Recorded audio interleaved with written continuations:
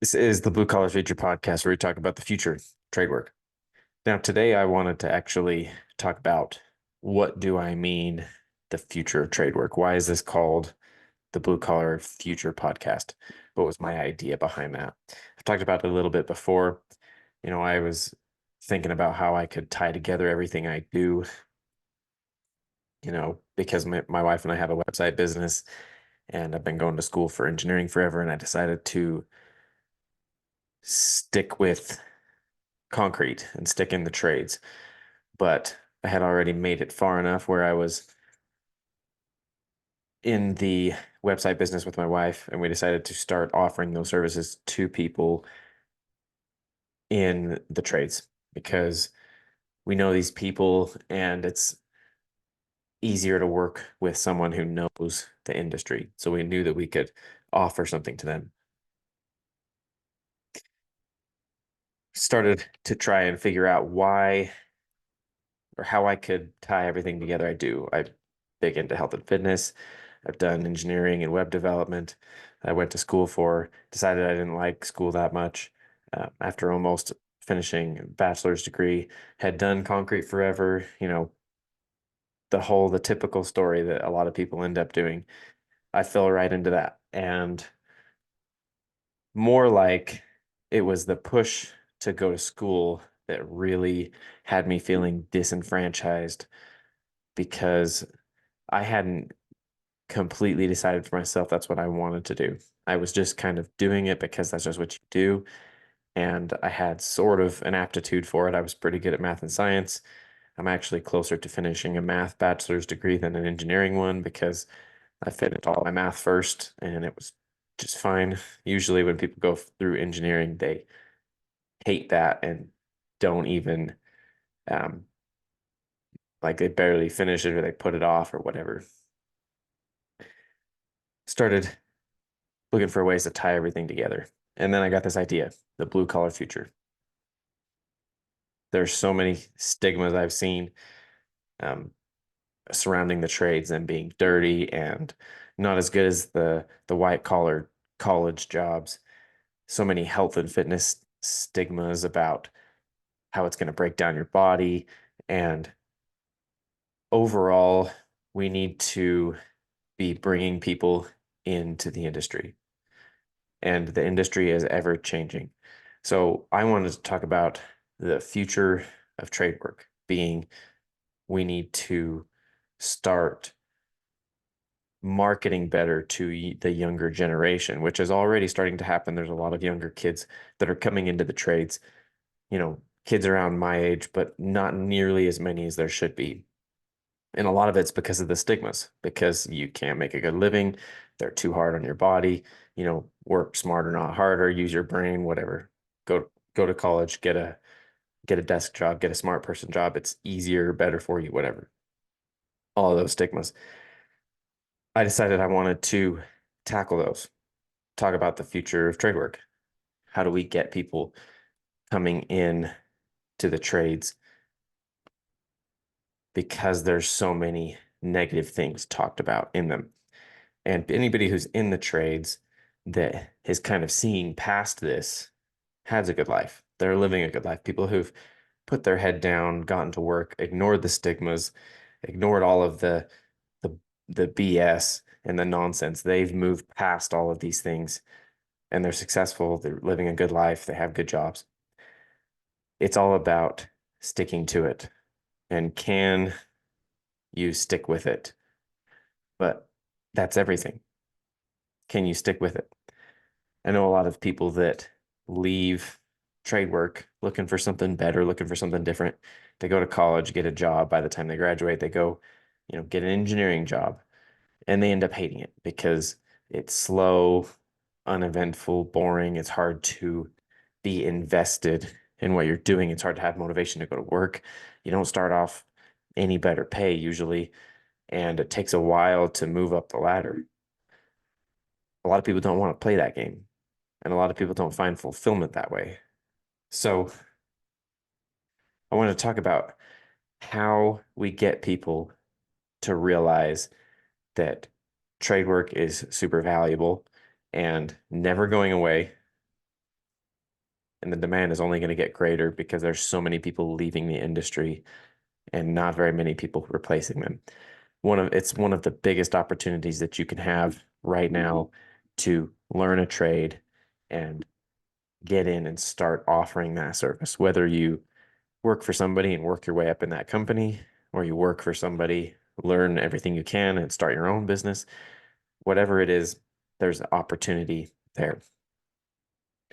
And I think about this a lot. I think about the future of trade work. What are we, what is our future in this trade? You know, the youth is having a lot of interest, and social media is playing a huge part in it. And I talk with my guests about this a lot, about how everybody's sharing their experiences on social media is getting young people interested. And I get people asking me, whether it's through my personal page, through the podcast page, or through our concrete page where I'm running younger people wanting to get started in the trade, asking how, asking if we're hiring, whatever it is. There is a change coming, but there's still a long ways to go. We still have the pay not being there as a stigma to overcome. We still have the fact that, it's dirty, uneducated work there to overcome. We still have the fact that it's somehow bad on your body and it's going to destroy you and blah, blah, blah. Sitting at a desk is good for you, blah, blah, blah, to overcome. Because we've been pushing this on people for so long that it's almost fact that the trades are bad, college good. It's it is a huge culture change that needs to happen. And I think even now, even though people are starting to get interested and they're coming in, I see I see a lot of places that can be improved upon. The problem is nowadays there's so much going on, there's so much stress from all different directions. If you're young, married, you have kids, um, there's a lot to be worried about. There's a lot to be concerned about. Um, Social media pushes politics and drama farther than it's ever gone. So it's constantly in the back of your mind, worrying about who's going to be president, worrying about, this law or that law or this amendment, that amendment that's in trouble, and where realistically a lot of those things aren't that big of a deal. A lot of those things aren't something you can control, especially not every minute of every day. You can do your part to contribute to the solution going forward, and that's it. That's all you can do. There's a lot going on.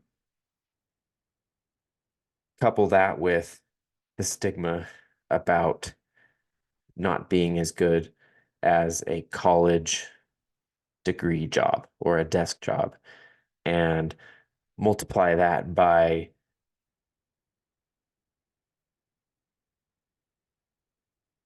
the mental and physical stress that comes from working in a trade job, and add up the idea that being dirty is somehow bad, and about how you're not as good as your neighbor next door. And it's hard. It's hard to want to continue. You add the high stress in those jobs on top of the stress of daily life, on top of political stress, on top of pandemics, whatever you want to add on to there. It gets hard. It gets really hard. And there's a lot of people that don't see it as a viable option.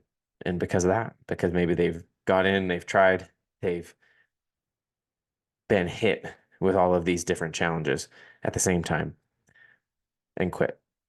They just give up.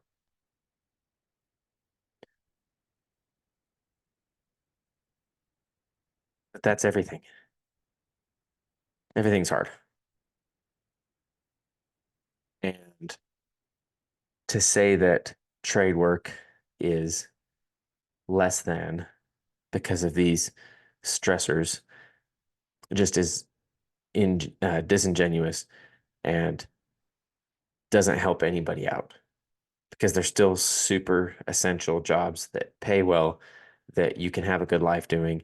And the people that do them need to know that they're appreciated because in this point in time, a lot of people don't think they're appreciated going to do these jobs that are dirty and undesirable, generally undesirable by most people because like we say, they're somehow bad. They're somehow not as good as their neighbor next door that went to college. Not a lot of people can take this amount of stress, this cumulative stress anyways. But adding that on to the fact that, they're somehow not as good, it pushes people away. But not anybody can handle this to begin with. That's why we have so many issues socially and politically. That's why we have entertainment. People have entertainment and video games and movies and television to escape from their life, from the stress that's in it, from all the things that they have to do that get piled up and pushed off and procrastinated on. And believe me, I fall into the trap too.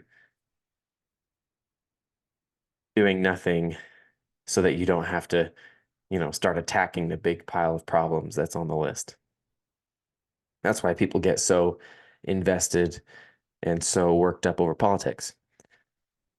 It's an easy way to be upset about something and blame your problems on someone else instead of taking ownership for your own life and your own situation. Super easy way to just release all of that stress and anger and general uneasiness about life onto something. This political landscape that's just ridiculous right now. An easy way to escape your miserable life and then also blame it on someone else. What needs to happen is we need to have a culture change surrounding really everything because we are moving to such a place where everything is someone else's issue. You need to stop thinking that you have it bad and quit thinking that it's someone else's fault. Even if it seems like it is, it usually isn't. We have such a, I don't even want to say victim mentality.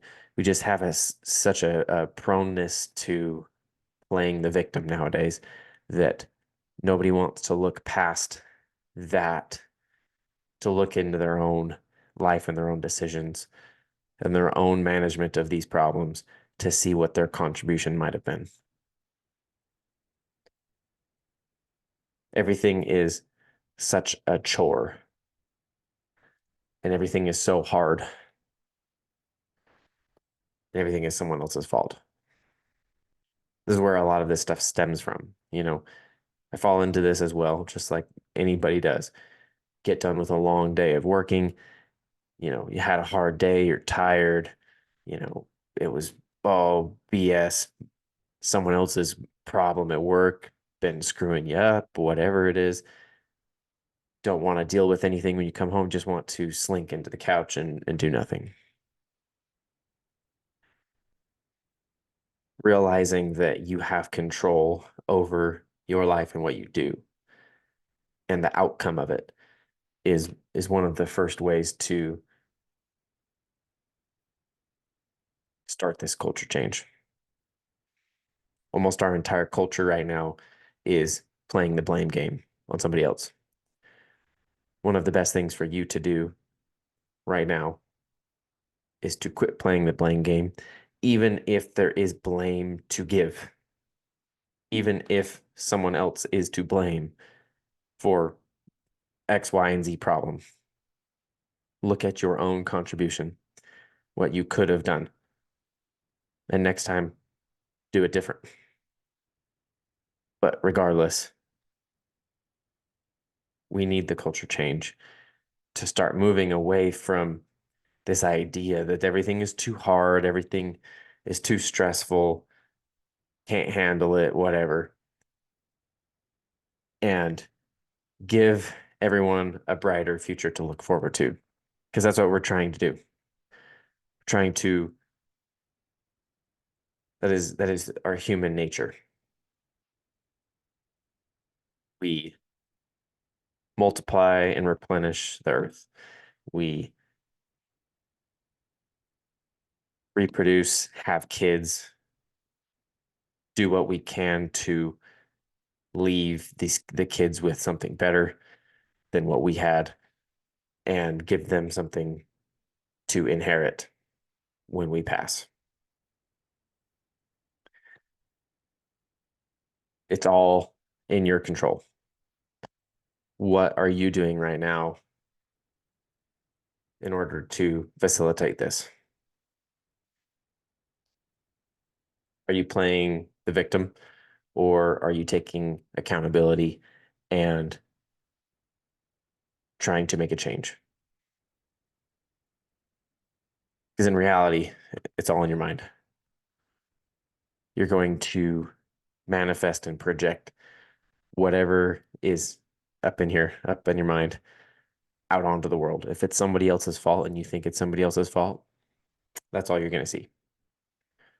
But if you start looking, breaking it down, saying, how could I have handled this differently? What could I have done? How can I prepare better? What can I do now? What can I do every day? What are actionable daily steps I can take? You start looking at it that way, and everything will change. Doors will open up, and life won't seem so hard.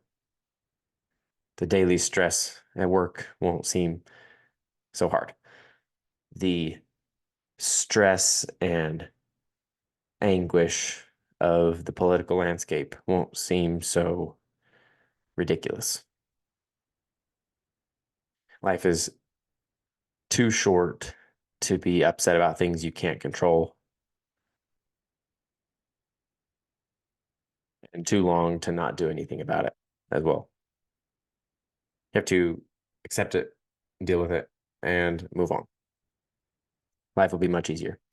And realizing all of this is kind of some of the things that we can do to help prepare a younger generation to start working more in the trades, because there's also a bad stigma and culture in the trades about complaining about how hard it is and how stressful it is. And, you know, I make X amount and the boss makes X squared, and lots of complaining and victim playing, and realizing that you can do something about it is the first step. We need to be giving people hope that they can actually make something of themselves and they can actually contribute to something meaningful in order to prepare for a better future. Do your part and do everything you can, and there'll be no doubt in your mind that you gave it your all, and there'll be nothing to be upset about. Accept it, deal with it, and move on. And that's all I had prepared to talk about today, guys. Thank you for tuning in. If you followed me through that, um, go to the apparel store, bluecollarfuture.store, to get some apparel. There's hats, long sleeve hooded shirts. I've been liking those a lot lately. I'll have tumblers up there soon, stickers, anything you can think of to buy to support the podcast. It'd be much appreciated, and couldn't be continuing this without the support I get from people listening.